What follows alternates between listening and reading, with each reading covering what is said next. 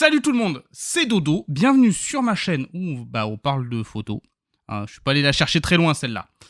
La dernière fois, on s'est demandé ce que c'était une bonne photo en prenant comme exemple le portrait de Sharbat Gula par Steve McCurry, donc la petite fille afghane aux yeux verts, que vous devez connaître je pense.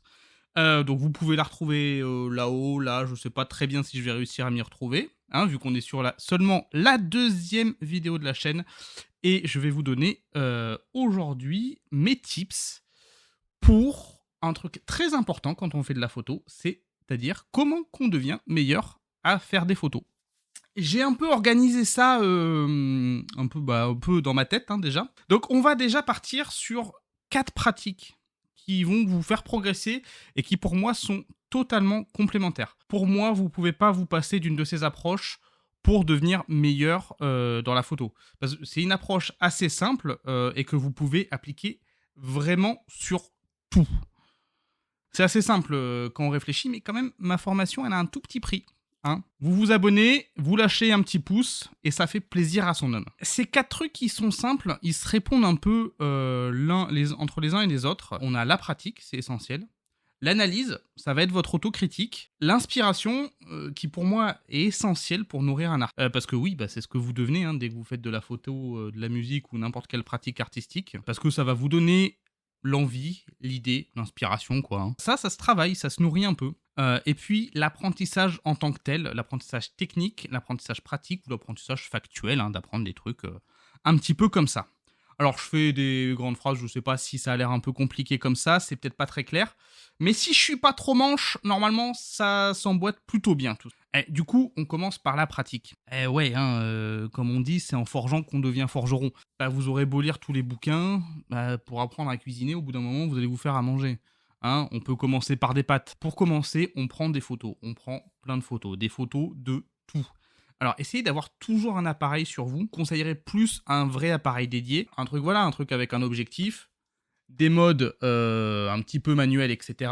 Mais comme je vous disais dans ma précédente vidéo, si vous avez juste un téléphone, vu la qualité des trucs que ça fait en ce moment, c'est déjà vachement bien. Déjà, il faudrait que vous ayez envie de prendre des photos. Alors, ça peut être des photos de tout, Ça peut être vos sorties entre potes, entre amoureux, en famille, des randonnées, les matchs de foot de vos enfants, même votre assiette, vous pouvez faire des trucs un peu sympas de nature morte. Ce qui est très important au début, si vous êtes déçu, c'est d'accepter qu'on fait pas des super photos directes. Et il faut essayer de prendre du plaisir dans le truc et juste y aller. Go with the flow, comme diraient les anglophones. Bon, si vous êtes pas déçu et que vous êtes juste super content et que vous faites des photos de tout, c'est très cool, vraiment, c'est même beaucoup mieux. Parce qu'on est là pour progresser, d'accord, mais on est d'abord là pour prendre du plaisir. C'est vraiment le fun qui doit être votre guide et votre fil directeur. Ensuite, on peut se donner des petits challenges, sur une balade par exemple. On peut se forcer à faire plus de X photos, ou moins, si à chaque fois vous revenez avec 350 photos et que ça vous gonfle, essayez peut-être de vous restreindre un petit peu. Essayez de faire un portrait d'un inconnu, ou d'un oiseau si vous habitez à la campagne. Une fois que vous avez vos photos, on prend le temps de les regarder. Et ouais, ça peut prendre du temps, mais c'est indispensable. Il faut essayer de comprendre pourquoi vous aimez une photo et pourquoi est-ce que vous l'aimez pas. Si la photo est potable et qu'elle est digne d'intérêt. Si vous avez éternué sur l'objectif, que vous avez eu le hockey, que vous avez toussé en même temps, à moins que ce soit un truc abstrait qui vous touche énormément, vous pouvez la supprimer. Ça, on le dira à personne que vous l'avez fait cette fois. Ça, c'est la phase de l'analyse. Et étonnamment, faut que vous la fassiez un peu vous-même. J'ai pas grand-chose à vous dire là-dessus. Moi, j'utilise le logiciel de Canon, c'est Digital Photo Professional 4, alors le nom déjà, qui est gratuit. Il est gratuit avec les Canon, Il a un bon catalogueur, donc moi, ça me permet de vraiment regarder les trucs, de les noter, de regarder, voir les détails, bon, comme ça. Ça me permet de passer un peu rapidement en revue mes photos, faire une sélection assez concise, voir pourquoi j'ai aimé telle photo, pourquoi j'ai pas aimé telle photo. J'ai réussi à faire ce que je voulais faire, parce que ça c'est important aussi, d'avoir une idée à la prise de vue et essayer de voir si on a réussi à exprimer cette idée ou pas. Et si vous n'avez pas réussi, pourquoi? C'est ça qui permet aussi de progresser un petit peu. L'important là-dedans, c'est ce que je disais tout à l'heure, c'est de garder du fun. Donc c'est de garder une certaine positivité et de pas se descendre. Mes premières sorties avec mon réflexe, je prenais des centaines de photos, dont la plupart, je sais même plus où est-ce qu'elles sont stockées. Donc essayez quand même de garder ça. Ce serait dommage de perdre toutes ces photos-là, parce que vous êtes un peu noyé sous toute la masse que vous avez fait. Alors évidemment, tirer vraiment des très bonnes du lot, c'est compliqué. Surtout quand on arrive avec autant de photos. Je me trouvais un peu nul parce que j'étais un peu perdu dans ces milliers de photos. Heureusement que je prenais du fun parce que j'étais tout le temps avec mes potes et tout. Mais voilà, je me disais, bon, ces photos, effectivement, c'est sympa. Il y a du flou d'arrière-plan, mais à part ça, voilà. On essaye de sortir du positif. Et là, pour moi, le positif, par exemple, c'était les bons moments que je passais avec mes potes. Aussi, on va essayer de pas faire trop l'inverse. Pour que cette étape fonctionne bien, faut pas non plus que vous vous preniez pour des génies sur toutes les photos de votre chien. Hein. Dès que vous mettez un filtre en noir et blanc, on vous voit là, tous ceux qui sont sur Instagram depuis 2013. Il faut un peu d'autocritique pour progresser. Ça vous permettra d'être vraiment scotché le jour où vous ferez des vraies bonnes photos, vos premières vraiment très très bonnes photos qui vont vraiment vous toucher à vous. Parce que c'est ça, c'est vous que vous devez toucher en premier. Vous allez pas scotcher le monde. Hein. Ça, il faut se le mettre dans la tête. Des très très bonnes photos qui ont changé le monde, il en existe déjà. Malheureusement, c'est peu probable que vous en fassiez. Donc essayez de changer votre monde à vous. Ou essayez de me prouver le contraire. Ça peut être pas mal aussi. Et c'est aussi vraiment l'intérêt d'immortaliser des moments qu'on va chérir. Une fois qu'on a déterminé pourquoi on aime telle photo ou telle série, on va pas rester là-dessus. On va essayer de nourrir un peu notre inspiration. On va essayer de nourrir l'artiste qui est en nous. C'est ce que j'ai un peu vite appelé la phase d'inspiration. Ouais, parce que vous avez bien compris que les noms de mon truc, je les ai écrits un peu à la va-vite. Mais c'est juste que vous compreniez l'idée que j'ai essayé de mettre derrière. J'ai l'impression que c'est quelque chose qu'on passe dessus un peu vite, parce que ça paraît un peu évident, mais c'est quand même la raison pour laquelle on aborde une pratique, qu'elle soit artistique ou sportive d'ailleurs. Hein. Moi, je fais de la guitare parce que j'étais entouré de potes qui en faisaient. Sans Gary Moore, sans B.B. King et sans Paul Gilbert, j'aurais peut-être pas continué très longtemps à faire de la guitare. Hein. C'est vraiment cette inspiration, cette envie de jouer comme eux et de reproduire leurs trucs qui m'a fait progresser. Bah figurez-vous qu'on peut la travailler cette petite phase. On va s'émerveiller et on va s'inspirer du travail des autres. Et je vais vous donner quelques idées pour essayer d'avoir un référentiel un peu plus large. Alors on est sur YouTube, alors on va commencer par là. Déjà je vais vous redire de vous abonner parce que je débute, voilà. Je vais pas en citer trop, je vais en citer 2. Si vous parlez anglais, je vais vous conseiller Shoot Film Like a Boss. C'est un bon vieux daron anglais qui joue avec plein de vieux appareils photo, qui fait de l'argentique en noir et blanc, parce qu'il kiffe ça. C'est vraiment son plaisir. C'est pas le meilleur photographe du monde, mais je vous le conseille pour que vous ayez une vision de la vie d'un photographe. Comment est-ce que lui va essayer de nourrir son inspiration, de se chercher des idées, etc.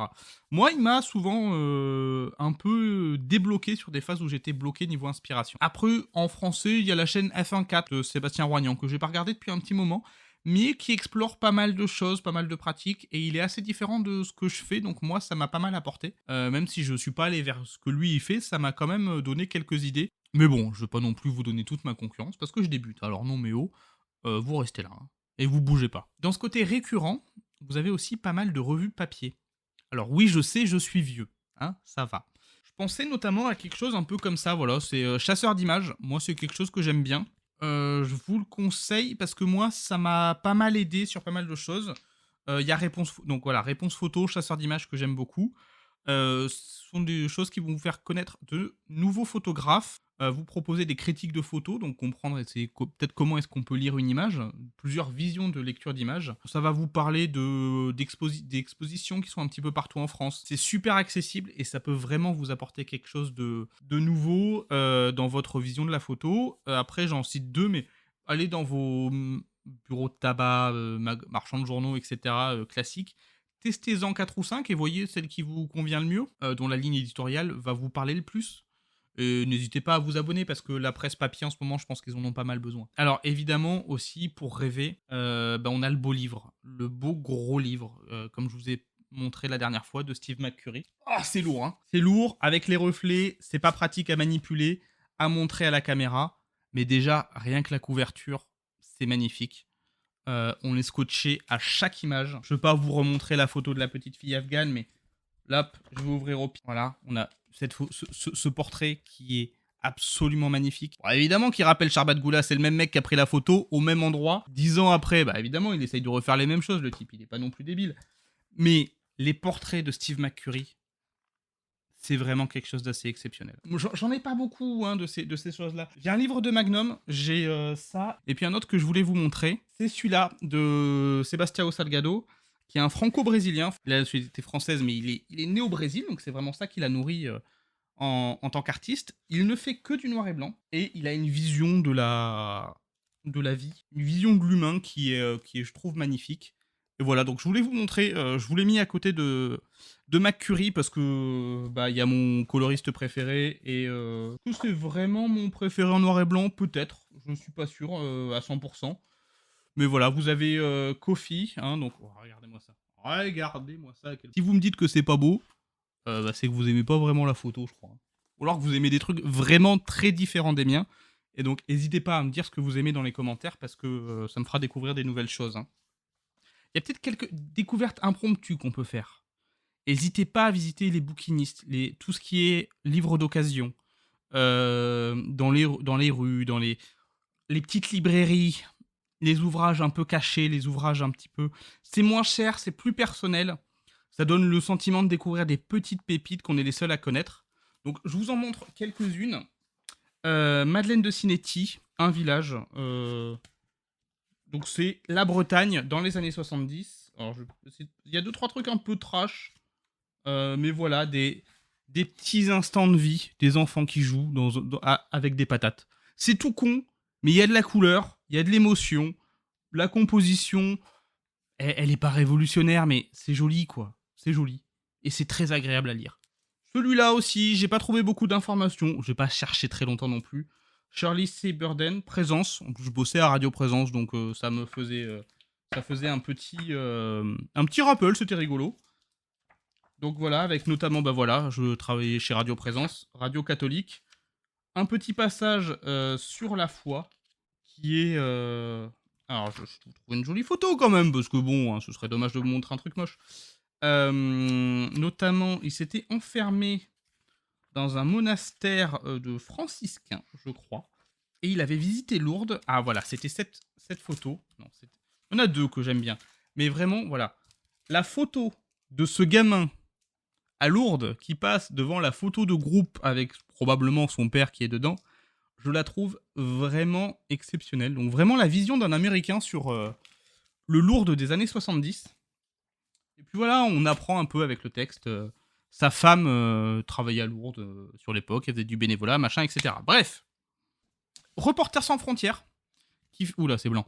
C'est blanc, ça aime pas, là, avec le soleil et tout. Qui fait des 100 photographies pour la liberté de la presse. Les impressions sont moins belles que sur les très très beaux livres que je vous ai montrés, de McCurry et de Salgado.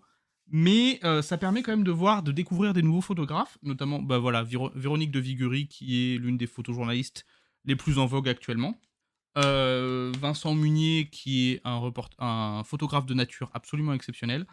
Ça permet de découvrir des choses assez nouvelles. Pour moi, cette phase d'inspiration, c'est vraiment l'exercice le plus plaisant, hein, mine de rien. On voit ce qui est possible de faire, ça nourrit notre imaginaire, on profite un peu de ce que les autres ont laissé, de voir leurs témoignages photographiques, et ça va nous influencer, ça va vraiment nous enrichir en tant que photographe. Et finalement, nos passions, elles sont là pour ça, hein, pour nous enrichir, pour qu'on devienne... Ma dernière phase, pour progresser, j'ai appelé ça un peu maladroitement l'apprentissage. Vous l'avez compris, moi et les noms entre ma chaîne YouTube et les phases, là, c'est pas non plus le truc le plus grandiose. Mais c'est un petit peu le moment où on va déconstruire tout ce qu'on a appris précédemment avant de le mettre en pratique. Et voilà, pratique, mon premier point, l'apprentissage, ça revient. Il y en a là-dedans, hein. Je vous l'avais dit que c'était pas si mal fait que ça, mon truc, hein. Donc ça, ce sera votre apprentissage technique, entre guillemets, parce qu'on va parler de technique pure au prochain épisode. Donc n'hésitez pas à rester, hein, je vous le rappelle, hein, voilà. Parce qu'il y a d'autres trucs qui vont sortir. Mais outre la technique de base, donc moi j'entends plutôt l'exposition par exemple, on a aussi par exemple la composition qui est essentielle. Ça va vous aider sur la narration, d'essayer d'entourer la communication autour d'une photo. Il y a énormément de choses qu'on peut apprendre. Donc mes sources sont relativement similaires, hein. Sur YouTube, je vous conseillerais aussi d'aller voir Arnaud Thierry. Il est plus connu avec sa deuxième chaîne Astronogeek, mais il avait commencé à faire une chaîne photo parce qu'il était photographe à la base. La partie photo, du coup, elle est un peu à l'abandon parce qu'il a plus le temps avec Astronogeek. Mais il y a encore quelques trucs très très intéressants qui traînent, notamment une série qu'il avait fait sur le post-traitement sur Lightroom, et c'est quelque chose que je compte pas vraiment aborder avec vous, on sait voir ça. Les revues aussi, les mêmes que je vous ai citées, mais allez en voir plein, c'est top, parce qu'elles sont mises à jour tous les mois, donc vous aurez une vision sur le matos, mais aussi les logiciels de post-traitement, et puis voilà, des petites annonces, des petites histoires. Ça aussi, ça nourrit son homme, hein. Par contre, je vais m'arrêter peut-être un peu plus sur les bouquins, parce que c'est peut-être le plus dur à choisir, je pense. Deux choses déjà, parce qu'il y en a plein. Donc en choisir un, c'est assez long, c'est assez coûteux, et puis des fois on peut se perdre. Il y a une espèce de légitimité du bouquin qui existe encore, et donc si le bouquin a dit ça, c'est qu'il faut que je fasse ça. Donc il faut un peu prendre de recul aussi avec ça. Donc voilà, il y a pas mal de choses qui se prennent un peu pour des bibles et qui complexifient un peu trop les choses à mon goût. Mais encore une fois, je vous conseille d'aller voir les bouquinistes et de trouver un petit peu quelques pépites. Je vais vous montrer quelques trucs que moi j'aime beaucoup. Alors ça, je l'ai trouvé sur une poubelle il y a 10 jours. Gordon Lang, qui a une très bonne chaîne YouTube aussi en anglais. Il explore pas mal de choses, j'aime bien ce qu'il fait, il est sympatoche. Ça, c'est une photo qu'il avait pris avec des hybrides. Des hybrides, donc en fait, je vous expliquerai un peu ce que c'est. Mais ça avait un peu mauvaise presse il y a 4 ou 5 ans. Maintenant, tout est hybride, hein. Mais voilà, donc il va explorer la ville, il va faire des photos qui sont pas grandioses, c'est des jolies photos, hein. Mais il n'y a pas une prétention de réinventer la roue avec chaque photo. Mais ce qui est très sympa, c'est qu'il déconstruit les photos, il explique ce qu'il a voulu faire, il donne ses réglages. Toutes les photos sont en JPEG, il n'y a pas de post-traitement. Et je trouve que c'est une bonne manière d'aborder la chose et d'essayer de décomplexifier, de démystifier un peu la photo. Parce qu'au final, tout ce qu'on fait, c'est appuyer sur un bouton et ça fait une photo, hein. C'est tout. L'œil du photographe et l'art de la composition. Best-seller, plus de 500 000 exemplaires, machin bidule. Voilà, c'est pas mal, hein, ça vous donne des petites idées. Mais quand je parlais de trucs qui essayent de trop complexifier les choses, je pensais un petit peu à ça. C'est pas mal, mais il y a mieux. Et encore une fois, les bouquinistes, hein, allez foncer dans les petits trucs d'occasion un petit peu datés, à 5-10 euros. Alors, pas de chance pour vous, si vous êtes sur Toulouse, je pense que j'ai pris beaucoup de trucs. Donc il y en a peut-être plus beaucoup. Essayez quand même, hein, mais dites-le moi si vous les voyez et donnez-les moi parce que moi j'aime bien les bouquins. Notamment, alors voilà, un petit bouquin, La photographie. Celui-là il date de 72. Alors évidemment, il y a une grosse partie argentique qui vont vous expliquer un petit peu les différents films, etc. On y reviendra aussi, mais là c'est pas tellement le sujet de la vidéo.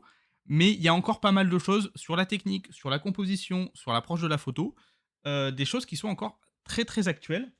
Et notamment une version un peu plus balèze. J'adore ce bouquin, le grand livre de la photographie, où il y a vraiment un peu tout qui est déconstruit. L'art de la réciprocité qui déplace les couleurs. Oui, bon alors ça c'est pour le film argentique couleur. Audacieux emploi de la lumière directe, des tons délicats baignés de lumière indirecte, machin. Vraiment, ça vous donne des petits exemples. Développement de négatif, ça on y arrivera plus tard. Le tirage, on y arrivera plus tard. Direction de l'éclairage, ça n'a pas changé. Emploi des réflecteurs, ça n'a pas changé. Il y a beaucoup de choses qui n'ont pas changé. N'ayez pas peur d'un livre qui parle d'argentique parce qu'il est vieux. N'en ayez pas peur. La technique photo n'a pas changé depuis. On en parlera la prochaine fois. Et puis voilà, si vous vous intéressez à l'argentique un petit peu plus tard, c'est super aussi. Il y a encore quelques trucs un petit peu spécifiques, notamment voilà, celui-là sur la macro de photographie. Alors, je ne l'ai pas trop abordé parce que celui-là, il est très, très, très, très technique, notamment sur les trucs de profondeur de champ. Moi, quand je me lève le matin et que j'ai juste envie de lire un petit truc avec mon café, c'est pas tellement ça. Donc, la vidéo, elle est déjà longue, donc je pense que vous avez compris à peu près où est-ce que je veux en venir. Être fort en photo, c'est être comme être fort en tout. Ça se fait pas tout seul, ça demande un peu de temps, un peu d'effort. Pour moi, ça a été facile parce que j'ai vraiment adoré mon parcours jusque-là. Si c'est votre cas, tant mieux. Si vous faites la tronche parce que vous pensez que vous devez prendre des photos sur une rando ou quoi que ce soit, prenez pas de photos, profitez du paysage. Ça doit être fun avant tout. Parce que être fort en photo, c'est pas une fin en soi. Là, je vous donne des petits tips pour faire des progrès. Effectivement, on peut aller très loin. Mais l'avantage de la photo, c'est qu'on peut faire ça tout seul dans son coin, sans personne qui vient marcher sur nos plates-bandes. Mais c'est aussi une super grande communauté le jour où vous avez besoin, où vous avez envie de partager quelque chose. Vous avez beaucoup de forums, beaucoup de clubs photos qui existent en France, donc n'hésitez pas. Moi, je suis là aussi pour ça, donc n'hésitez pas à m'envoyer un petit message sur Instagram, par exemple. Sur YouTube, laissez un petit commentaire, laissez-moi savoir ce que vous en pensez. Pour vraiment progresser, l'analyse et l'autocritique, elles sont essentielles. C'est ça qui va vous mener vers là où vous voulez aller en photo. Alors à petite dose, hein, on ne va pas passer 5 heures sur chaque photo pour voir si le coquelicot que vous avez mis sur l'oreille de votre modèle, il est net, bien flou comme vous voulez, machin, etc. Vous regardez, c'est oui, c'est non. Ensuite, analyser, observer et comprendre les travaux d'autres photographes. Ça permet de s'inspirer d'eux, d'avoir plus, pour moi en tout cas, de plus envie de faire de la photo et d'apprendre d'eux.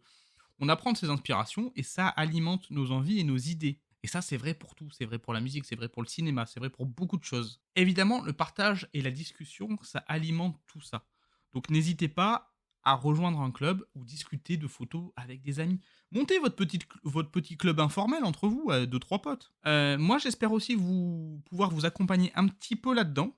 Donc n'hésitez pas à me suivre et à me laisser votre avis dans les commentaires, par exemple. Vous pouvez aussi me suivre sur Instagram pour voir un peu les photos que je fais, parce que c'est un peu difficile encore pour moi de vous montrer ce que je fais, hein, ça arrivera très prochainement. Mais voilà, là, je vous donne des trucs en photo, mais vous savez pas si je suis un photographe ou pas. Je vous ai mis le lien dans la description, je le mettrai peut-être un petit peu en haut. Et vous pouvez aussi me suivre un peu sur Twitch si vous voulez lancer la discussion, des fois je stream. Donc n'hésitez pas à passer et à interrompre mon stream pour me faire un petit coucou et parler de photos. Voilà, bah écoutez, cette vidéo, elle est déjà un petit peu longue. Moi, je vous fais des gros bisous bien baveux et je vous dis à la prochaine fois. Allez, à plus les loulous.